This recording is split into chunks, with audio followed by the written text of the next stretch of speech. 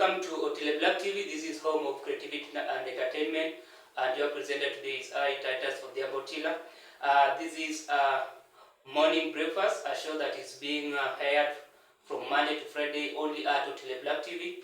And today is story time. And in today's show, I will be being a Friday, will be giving a TBT story, and I hope you will enjoy the show and just sit back and relax and let's learn a few things from the show and let us enjoy the show. I hope your Friday is good and I wish you a happy weekend in advance. So stay with me.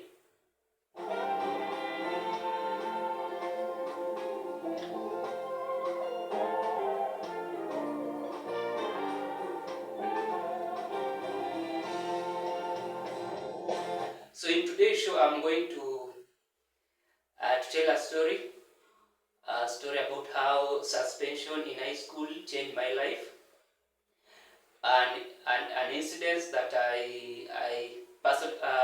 personally at first I thought it was a nightmare, but it turned to be the best thing that happened to me at that moment. So sometimes in life things can happen to us that seems to be negative, but they turn to be the best thing that has ever happened to us. So this was 2017 when I was in Form 4, and I think it was term 2 during the football season, and I think it was the same season like this one. I recently, I think yesterday, the football games, the national level were there at Kisii, and so it was a period like this one, term 2.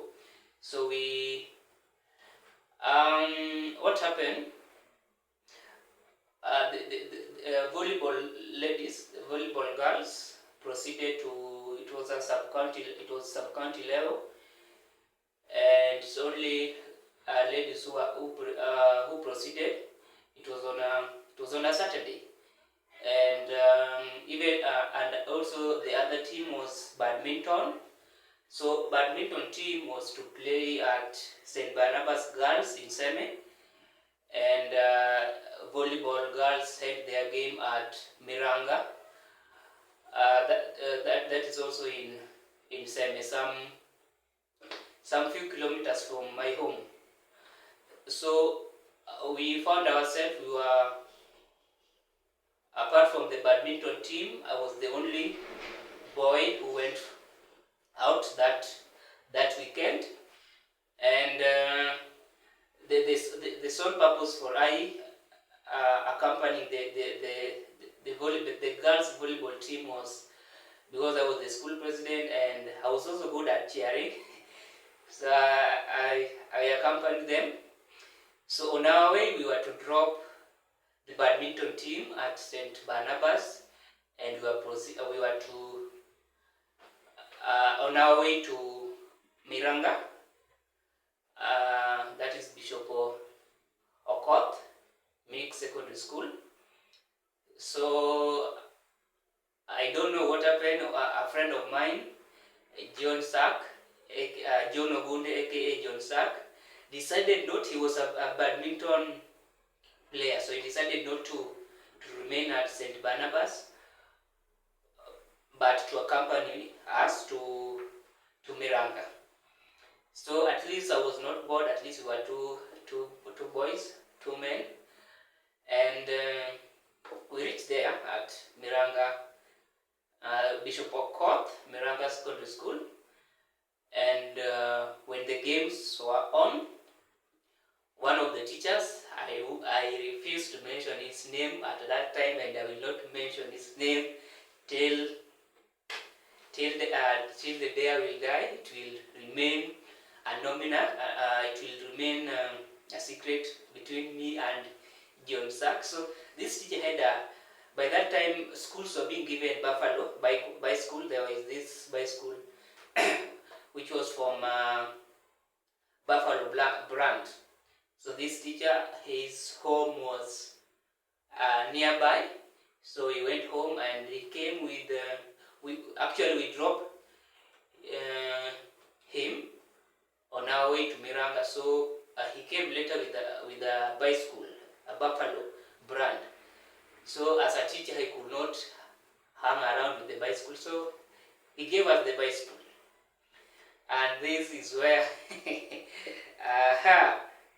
don't worry, I'm continuing the story in a few minutes.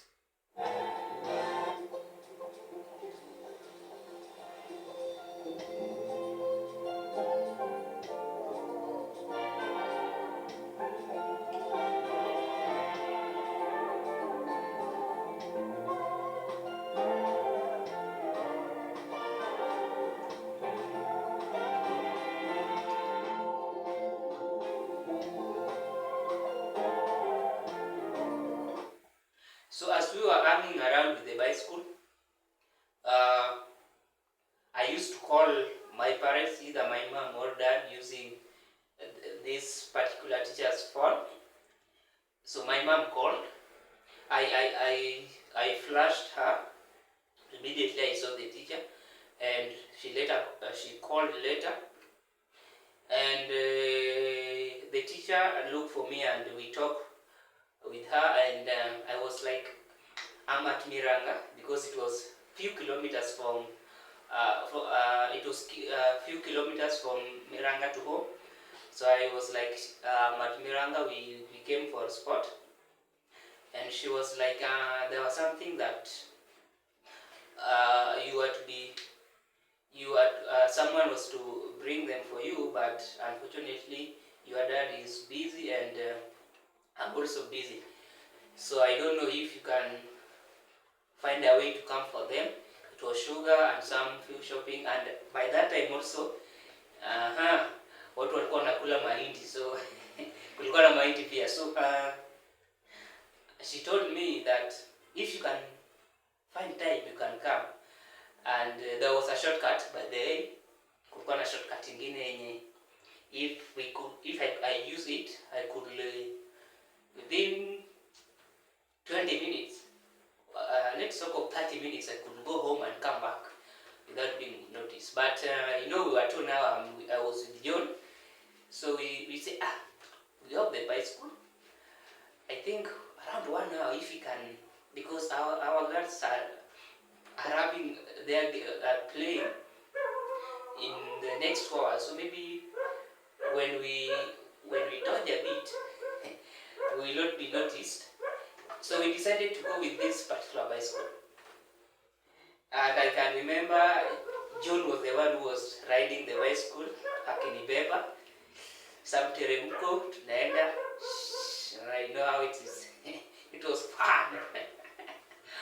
Mweko pale ndani ya shule, I was a boarder by that time. So mnaelewa hapo ndani, stress za kuwa ndani ya shule. So tulipata nafuu kidogo to catch up with the air outside school.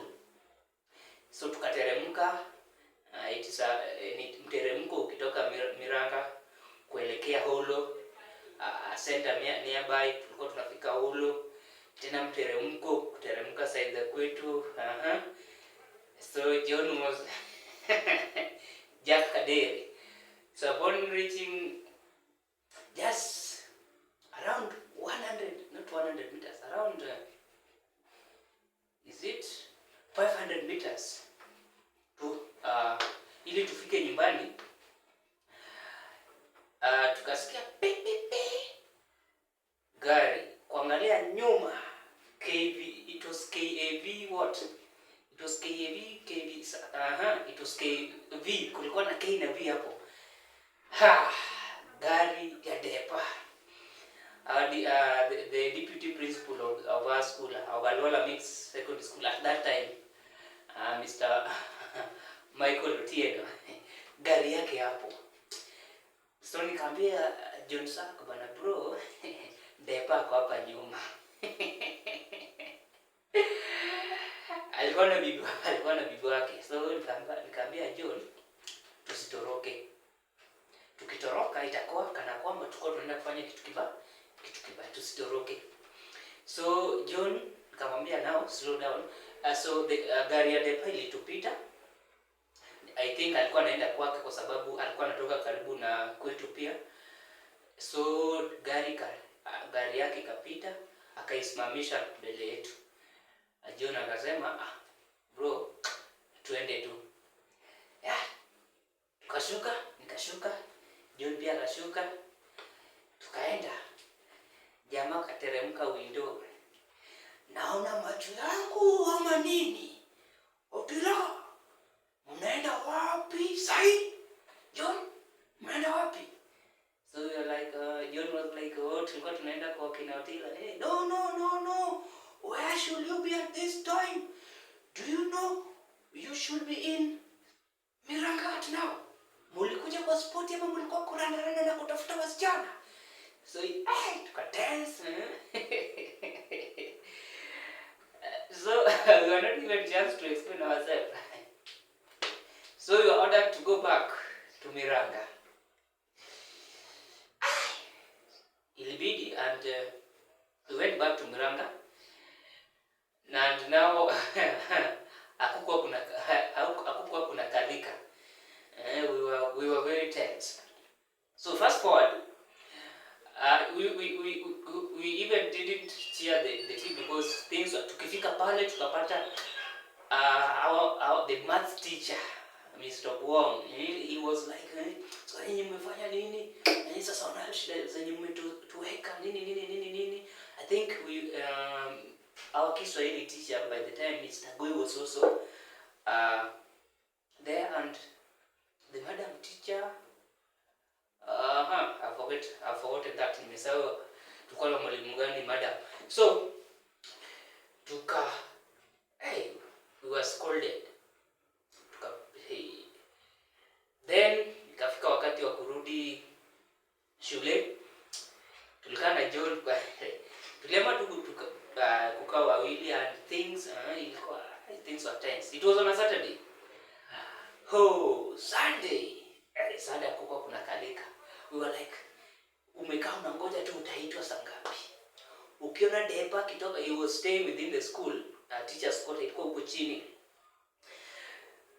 That and ilikuwa karibu na jikoni. So hii Sunday nimeenda kuserve lunch, nikamuona. Bro, nilirudi. Nilirudi dormitory. Siku nataka nione hiyo siku. So ikafika Monday. And as always, Monday and Friday we had an assembly. So that time, as the school president, I gained courage, and I addressed the assembly as usual and welcomed the teacher on duty, and the teacher on duty welcomed the deputy. I think it was, the teacher on duty welcomed him, the deputy, and alituita mbele, Titus and John, kujeni hapa mbele. Akaongea nini, and we were informed after assembly we were to see him after the assembly. So the reason we gave at the assembly were not the reason why we went out. According to him, we were out there strolling and looking for ladies, and maybe going to look for drug, because he believed that we were abusing drug. So, and it surprised many teachers and students, being that I was the school president, especially Madam Magaga, who was our CU patron. So people are like, So we decided to see him after assembly, and there we found things. Alikuwa huko juu, so we could not explain ourselves. So he decided, actually, before we went, we agreed with John, because I knew it was our target, because there was an issue which I will not mention, and he was innocent of it. So it was a target, so I knew it. So and we had evidence that he was innocent. So so we went. So before we went to see him, we agreed earlier that kama ni suspension tunapewa sisi wote, because I knew when I did not step up, I could have been spared, being that I was the school president, and John could have faced the wrath, and it could be worse because they could have even expelled him from school. So we agreed that kama ni suspension tunapewa sisi wote, kama ni expulsion tunapewa sisi wote. So we went, tukafika ofisi wake, tukapata kama barua already, barua iko, he ordered the secretary, so the bursar was, he ordered the one of the teachers, I think it was Mr. Wong, that to go to bursar to write a letter. He was to direct them if it was an expulsion letter or a suspension letter. So he quoted some reason that I will not mention, and we informed him that no, it is not like that, it is like this, and we have evidence, because we were keeping letters. That is only what I can mention. We were keeping letters. So tukamwambia ni John ndiye anapatanga mabarua, and he is not doing what we are saying. And being that there was tension, we were not given that chance.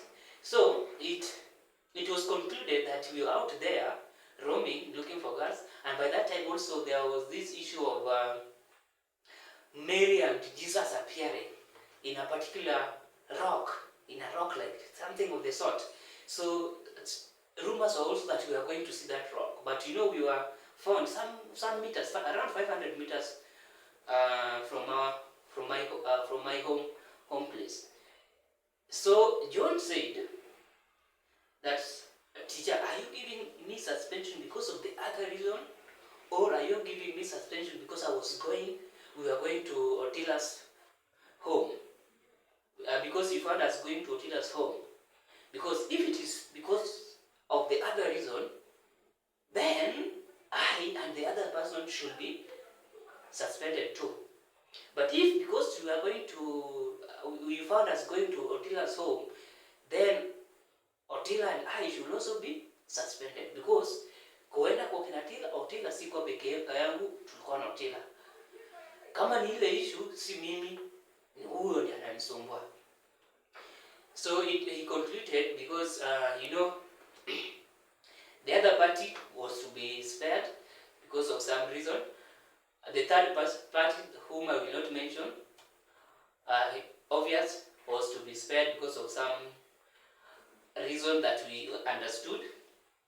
So suspension letters, we were given suspension, a 2-week suspension. So fast forward, nilienda home, and by then I have very nice parent. Things were normal. My dad was like, ishafanyika. After hiyo 2 weeks nitakupeleka. It is good. Ni mamako ndiye alikupigia nini. So things were not that bad. But personally, I was very traumatized because I was losing much, because syllabus ilikuwa inaendelea. So fast forward 2 weeks zilisha, tukarudi shuleni, and as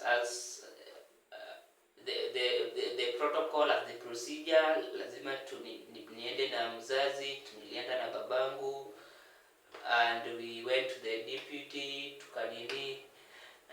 we went all through that, tukapewa, we were given punishment. I think ilikuwa kung'oa nini, stamp, kung'oa, how do you call it, a tree root, I think a stamp. Let me just call it a stamp. So later on, I think that is when things changed. And later on, I was advised by our CU patron by the time, Madam Magaga. So she advised me that you need to apologize. By then she called me akaniuliza what happened, and I explained to her, and she said it was a mistake. As a student, mkienda nje haufai kutoka, and I accepted we made a mistake. We were just a student. We were just being student. So I accepted that it was a mistake, and I promised not to do that again. Being that I was a school president, I show a bad picture, and she advised me to ask for forgiveness, to ask my fellow student for forgiveness, because I let them down, and I did that. But some teachers did not take it right. They wanted me to step down, something that it is good. The school presidents understood and said, yeah, and because to them before we came back after the 2 weeks, they knew that we were going to see the rock, which people alluded that had a portrait of Jesus and Mary. But later on, I think the teacher, whom I will not mention his name, said that I was called blah blah blah, but he didn't know that I was going home. So it at least it made things to be not tense that much. So I think that was the turning point, because from there I saw the sense of doing my things alone. So I started to cut some friends. I started to do things. I started to be alone. You could find me sitting under a tree. There was a tree which was a big tree which was at the field. So if you could find me at the free time during the morning hours before preps, I could go for a morning run around the field. Then I go and take a bath. Again, at games time, I could also do that and go and take a bath. Then after that, at games time, the remaining hours of the games time, I could go and sit under the tree, read. I used to read storybook. I used to read the set books we were doing at that time. That was the River and the Source. We were also doing the Caucasian Chalk Circle. I was reading Whale Rider, the short story. So even in the Kiswahili set books, like the short story Hadithi Fupi, which we are not reading as a class, I read it by myself. So I could do a lot after deciding not to interact much with people, and it helped me a lot. And again, John also, because now we were being pursued as the wrong people, bad guys. So he decided to be the good guys, and being that we promised never to be found in any issue, we decided to do our things. So during the preps, during our free time, John could coach me because he had an opportunity to interact with the Form 4 syllabus. So because we miss a lot, personally I miss a lot, and John took a responsibility to take me through to coach me on the things that I miss, especially in mathematics. And I always thank him for that, because at the end of the year, it turned out that mathematics was my best subject, a subject that I was starting to hate because of some reason. So it changed my perspective to life, and it made me realize that you don't need to explain yourself, because we were not given that opportunity to explain why we were out there, blah blah blah, and things were just, rumors were just piled, and many things. So I learned the hard way that, one, you don't need to explain yourself. Two, you need to accept when you are wrong, the way we were wrong by going out. You have to accept when you make a mistake. You need to accept. You need to apologize. And again, the best lesson that I learned, that when you are given a second chance in life, don't mess up again, because you were given the and in case you were found in any issue, we were to be expelled. So that was the second chance. So I learned that when you are given a second chance in life, don't mess up. I also learned that I also learned that bad situation can sometimes be like when we face difficulties in life, we should change in a positive way. So we change, we embrace change, and later on, I think I was the second best in that lot. John Sack was the third best in that lot, and we made it.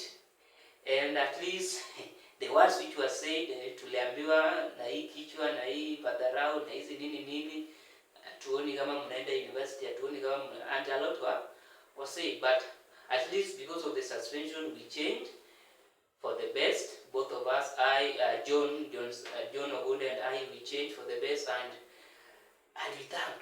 Personally, I always thank Mr. Michael Otieno for what he did. Hakuona tu huyu ni kijana wangu because he's my dad, he's like my dad. Anatoka karibu, alikuwa anatoka si ati alikuwa anatoka karibu na kwetu. Sange angeambia John nini wewe unaenda, ama ni ange assume asitupatie suspension because John iko hapo, but he did what he was supposed to do. He performed his duty, and by doing that he shows us that we need to take responsibility of our mistake. And yeah, it was a bad experience at the beginning, and it turned out that it was the best thing that has ever happened to me.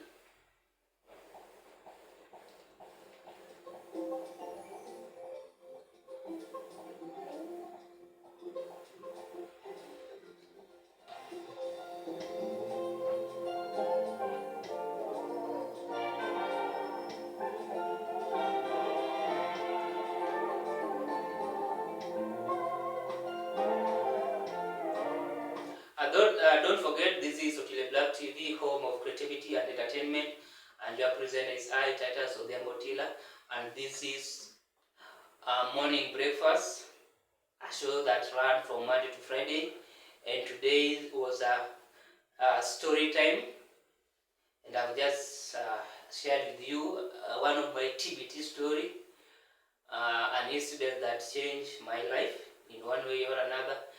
And thank you for watching this. Don't forget to subscribe to our YouTube channel, that is Otile Black TV. Don't forget to follow us at Facebook at Jogo Titus Otila, TikTok Otile Black TV, Instagram, and many and other social media platform. So this is the last show for this week. Remember, I promised that we'll be having a morning breakfast show from Monday to Friday, and I hope you will enjoy your weekend. To those who have started their weekend, enjoy the weekend, and let's not forget that we have a lot to do next week. So let's not over enjoy the weekend to the extent that we forget that next week we have we still have next week and other weeks coming, and also yeah, let's have a blessed weekend. Thank you for your time. Thank you for watching this. May God bless you. May God bless Kenya.